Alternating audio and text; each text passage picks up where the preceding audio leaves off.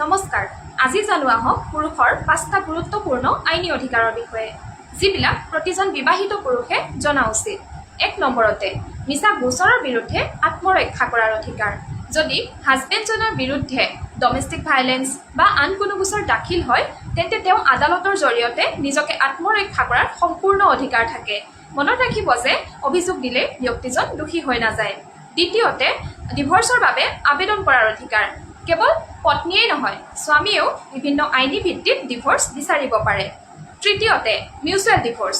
যদি স্বামী স্ত্ৰী দুয়োগৰাকীয়ে একেলগে বিবাহ শেষ কৰাৰ সিদ্ধান্ত লয় তেন্তে মিউচুৱেল ডিভৰ্চৰ জৰিয়তে সহজে ডিভৰ্চ ল'ব পাৰে। চতুৰ্থতে সন্তানৰ কাষ্টডি। বহুতে ভাবে যে সন্তান সদায় মাকৰ লগতেই থাকে, কিন্তু আদালতে শিশুৰ সৰ্বোত্তম স্বাৰ্থ বিবেচনা কৰিহে সিদ্ধান্ত লয়। উপযুক্ত ক্ষেত্ৰত দেউতাকেও সন্তানৰ কাষ্টডি পাব পাৰে। পঞ্চমতে যদি পত্নীগৰাকী স্বনিৰ্ভৰশীল, তেওঁৰ ভাল ইনকাম আছে, আনহাতে হাজবেণ্ডজন আৰ্থিকভাৱে দুৰ্বল, তেন্তে হাজবেণ্ডজনে আদালতৰ জৰিয়তে মেইনটেনেন্স দাবী কৰিব পাৰে। নমস্কাৰ।